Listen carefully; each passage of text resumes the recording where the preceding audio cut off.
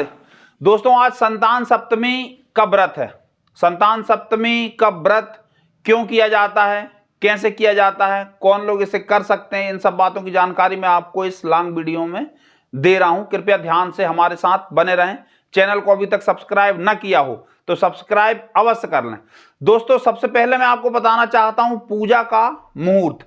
पूजा का मुहूर्त है दोस्तों सुबह 9 बजे से 1 बजे तक और रात में 8 बजे से 9:30 बजे तक। इसके बीच में आपको पूजा करना है। दोस्तों पूजा के विषय में मैं एक बात आपसे कहना चाहता हूं कि क्या होता है, प्रक्रिया प्रोसीजर जो है उसमें भाव का समापन कभी नहीं होना चाहिए। इसे आप इस तरह से समझें जैसे हम किसी मुर्दे को कोट पैंट पहना दें, टाई पहना दें, या हम किसी मृत स्त्री के शरीर को सोने से सजा दें, महंगी साड़ियों से उसको लाद दें, तो क्या उसका कोई महत्व है? नहीं है ना। इसी तरह से प्रक्रिया भगवान की पूजा में महत्व है भक्ति का, भगवान को अपने साथ मानने का, उनके साथ होने का। ऐसा हुआ कि रामकृष्ण परमहंस दक्षिणेश्वर काली मठ के पुजारी थे और वो माता काली को जो थाली आती थी भोग लगने के लिए उसे चखते थे, उसे चखने के बाद में भोग लगाते थे। ट्रस्टियों को यह बात बिल्कुल नागवार गुजरी। उन्होंने कहा ऐसा नहीं हो सकता, तुम माता को झूठा भोग लगाते हो, या तो तुम ऐसा करना बंद कर दो या अपनी नौकरी छोड़ दो। रामकृष्ण परमहंस जो कि उस समय गदाधर पुजारी के नाम से विश्वविख्यात थे, उन्होंने कहा कि आप अपनी नौकरी अपने पास रख लो, क्योंकि जब मैं छोटा था मेरी मां मुझे खिलाती थी, अब मैं अपनी मां को बिना चखे कैसे भोजन दे दूं? क्या उसके खाने योग्य है या क्या उसके खाने योग्य नहीं है, ये जाने बगैर मैं उसको भोजन नहीं करा सकता। ऐसा कह के उन्होंने उस नौकरी को छोड़ दिया। बाद में ट्रस्टियों को समझ में आया कि नहीं, ये तो बहुत महान व्यक्तित्व हैं, इन्हें एक दिन पूरा विश्व जानेगा, और उन्होंने हाथ पैर जोड़ करके रामकृष्ण परमहंस को वो नौकरी करने के लिए राजी कर लिया। मेरे कहने का अर्थ केवल यह है कि भाव को आप कस के पकड़े रहें, भगवान को आप कस के पकड़े रहें। पूजा में थोड़ी बहुत भूल चूक हो जाएगी तो वो क्षम्य है, किंतु यदि आपके हाथ से भाव छूट गया तो वो क्षम्य नहीं है। संतान सप्तमी की व्रत में पूजा करने से पहले आप एक चौकी को सजा लें। चौकी के ऊपर गौरी गणेश एवं भगवान शिव की प्रतिमा यदि हो तो स्थापित कर लें, प्रतिमा ना हो तो एक पान के पत्ते के ऊपर, सुपारी के ऊपर उनका आवाहन कर लें। उसके बाद में जैसे हमारे घर में कोई अतिथि आता है तो सबसे पहले हम पानी देते हैं, सबसे पहले ईश्वर को जल दिया जाता है। मैं उन मंत्रों को बोलना नहीं चाहता, उन मंत्रों को बोलने, सुनने, याद करने से हो सकता है कि आपके हाथ से भाव छूटने लगे। आप उनको बिल्कुल अपनी भाषा में कहें कि हे भगवान आप आए हो तो पहले बैठिए। जब आप उनसे कहें बैठें तो कुर्सी है उनके अक्षत चावल, साबुत चावल, अक्षत अर्थात साबुत चावल जो टूटे हुए ना हो, अक्षत के रूप में पहले आप उनको बैठने के लिए आसन देते हैं। कोई हमारे घर आता है तो हम कहते हैं ना सबसे पहले आइए बैठिए।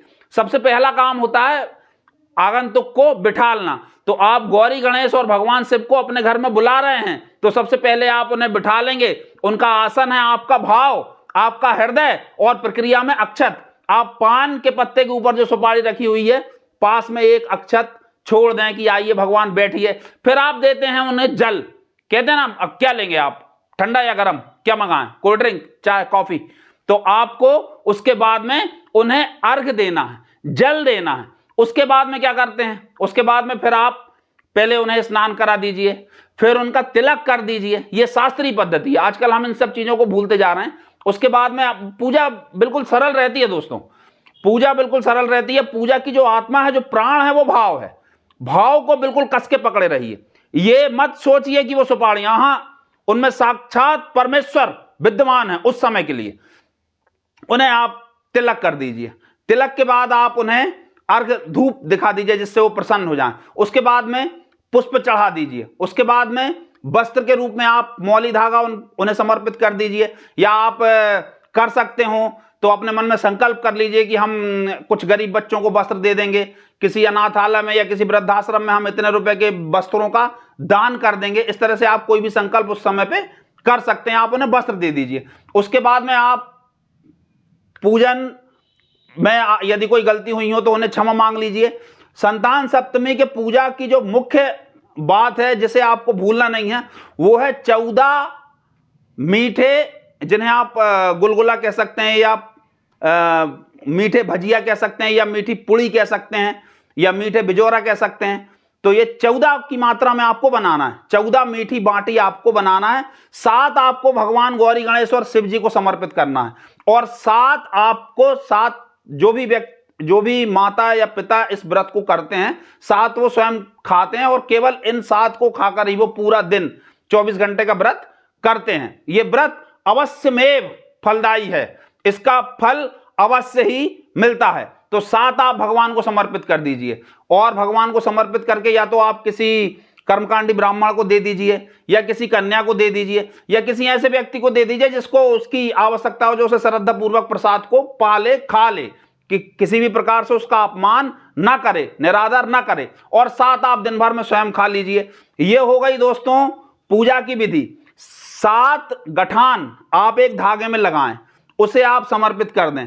एक चूड़ा या अंगूठी आप दुग्ध में डुबो के अपनी संतान की लंबी आयु की कामना से अपने हाथों में पहन लें। दोस्तों इसमें 7 गठान का क्या अर्थ है और क्या है संतान सप्तमी के व्रत की कथा।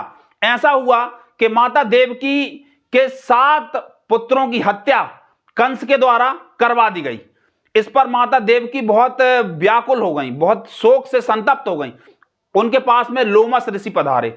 लोमस ऋषि ने माता देवकी और वसुदेव को संतान सप्तमी के व्रत को करने की विधि बताई, व्रत को करने की सलाह दी, और माता देवकी और वसुदेव ने कंस के कारागार में इस व्रत को किया, जिसके परिणाम स्वरूप भगवान कृष्ण का प्राकट्य हुआ। यह है संतान सप्तमी के व्रत की कथा। तो दोस्तों कैसा लगा आपको वीडियो, कृपया कर कमेंट में अवश्य बताएं। वीडियो को लाइक और चैनल को सब्सक्राइब करना बिल्कुल भी ना भूलें। अंत में मैं आपसे फिर यही कहना चाहता हूं कि मानो तो भगवान है, और ना मानो तो जैसी आपकी श्रद्धा, भाव को कस के पकड़ के रखिए।